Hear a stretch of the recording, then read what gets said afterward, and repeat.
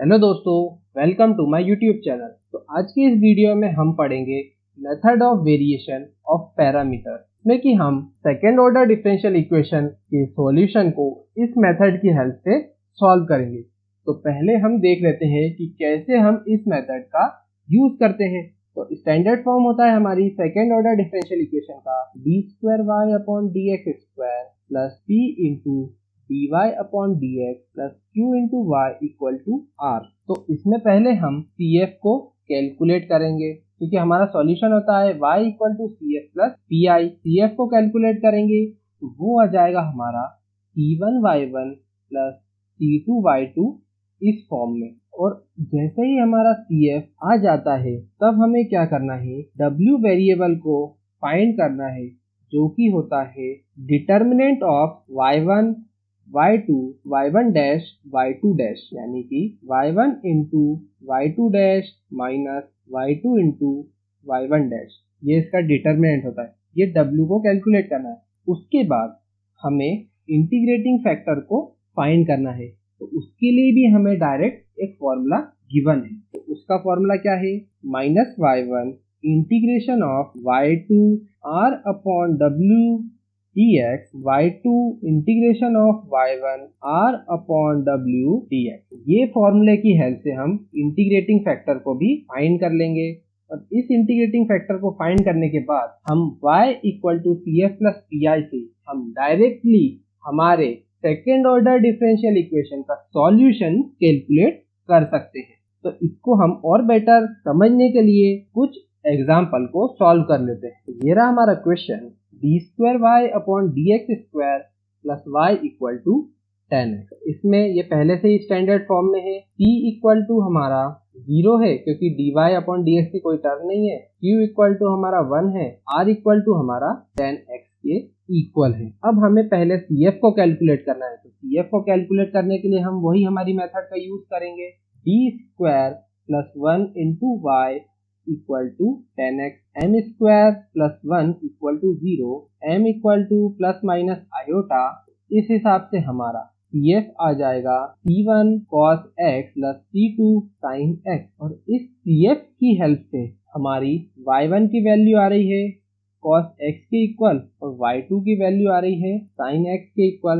y1 dash हो जाएगा हमारा माइनस sin x और y2 डैश हो जाएगा हमारा cos x के इक्वल। अब ये चारों वैल्यू आ गई तो W को कैलकुलेट कर देते हैं। वो क्या होता है, determinant of y1 y2 y1 dash और y2 डैश, यानी कि cos x sin x minus sin x और cos x। तो इस हिसाब से आ गया हमारा cos square x plus sin square x, यानी कि 1 के इक्वल। तो W आ गया हमारा 1 के इक्वल। अब हमें इंटीग्रेटिंग फैक्टर को फाइंड करना है जिसका फॉर्मूला होता है minus y1 integration of y2 into r upon w dx plus y2 integration of y1 into r upon w dx। w तो हमारा 1 के इक्वल है, तो y1 और y2 की वैल्यू को पुट कर देते हैं और r की वैल्यू को पुट कर देते हैं। तो ये हो गया minus cos x integration of sin x into 10x dx plus sin x integration of cos x into 10x dx। तो ये हो गया minus cos x integration of sin square x upon cos x dx plus sin x integration of sin x dx।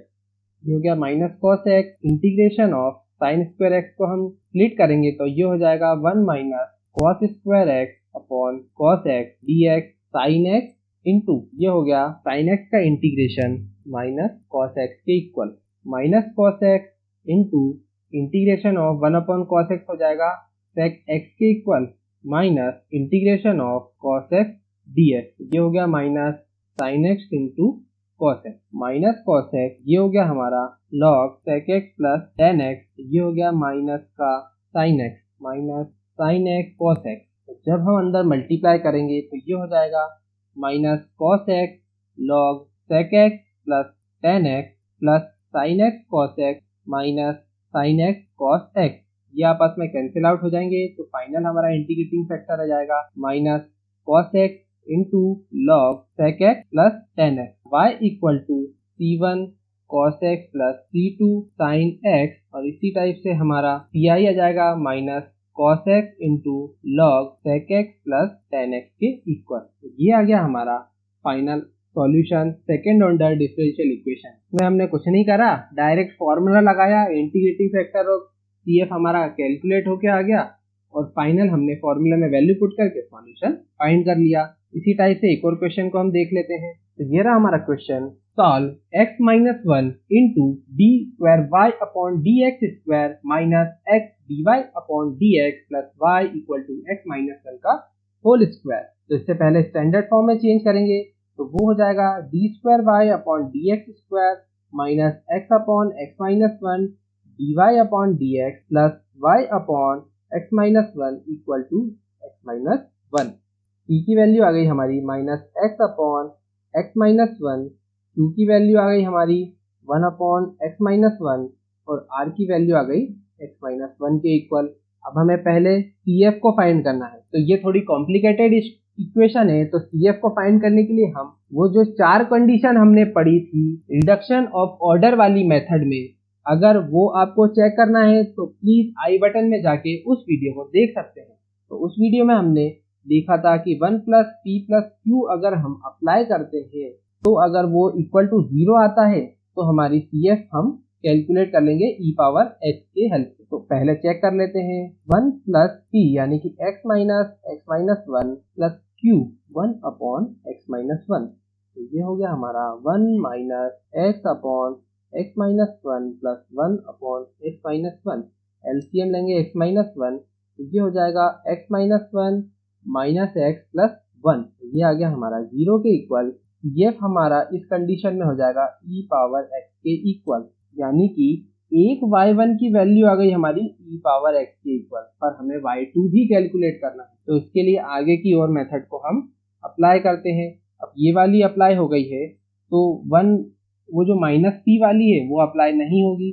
तो अब हम apply करेंगे p plus x into Q वाली को। तो उसमें हम चेक करते हैं, p है हमारा minus x upon x minus 1 plus x into 1 upon x minus 1। ये भी हमारा 0 के इक्वल आ रहा है, यानी कि हमारा एक और जो CF है पार्ट, जो CF का जो पार्ट है वो हो जाएगा x के इक्वल, यानी कि y2 की वैल्यू हो गई x के इक्वल।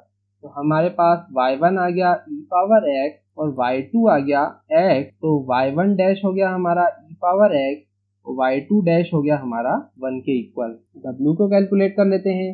तो w होता है हमारा y1 यानी कि ex, y2 यानी कि x, y1 डैश यानी कि ex और y2 डैश यानी कि 1 के इक्वल। तो वो हो गया हमारा ex minus x into ex, और सिंप्लीफाई करेंगे तो 1 माइनस एक्स इंटू ई पावर एक्स। अब हम किसे कैलकुलेट करेंगे, पी को कैलकुलेट करेंगे। पी को कैलकुलेट करने के लिए फॉर्मूला है हमारा minus y1 integration y2 into r upon डब्ल्यू d x plus y2 integration of y1 into r upon डब्ल्यू इंटू डी एक्स। वैल्यूज को पुट करते हैं तो हो गया minus e power x integration of x into r. अब r यहाँ पे है हमारा x माइनस 1 के इक्वल अपॉन w आ रहा है 1 माइनस एक्स इंटू ई पावर एक्स। इस नेगेटिव वैल्यू को, इसमें से हम अगर माइनस 1 को भी बाहर निकालेंगे तो ये आपस में कैंसिल आउट हो जाएंगे, ये हमारा ऐसा ही बचेगा। प्लस y2 यानी कि x into integration of y1 है हमारा e power x into x minus 1 upon 1 minus x e power x. ये ई पावर एक्स कैंसिल, इसमें से माइनस 1 बाहर निकालेंगे तो ये भी कैंसिल। ये हो गया हमारा dx के इक्वल। ये हो गया हमारा माइनस 1 और माइनस 1 प्लस 1, तो e power x integration of f e power minus x d x plus x into integration of 1 dx, यानी कि वो भी x के इक्वल होगा।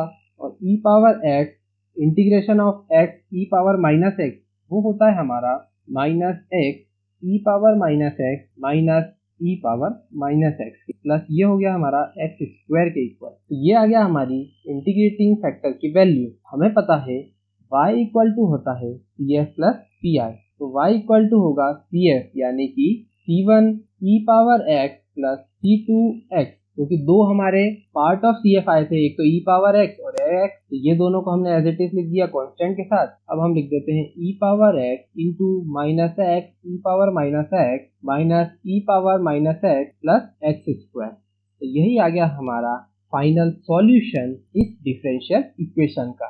इसमें भी हमने method of variation of parameter वाली मेथड का यूज करा है। तो अभी तक आपने मेरे चैनल को सब्सक्राइब नहीं करा है, प्लीज उसे सब्सक्राइब कर दें, शेयर करें अपने दोस्तों के साथ। See you in the next video.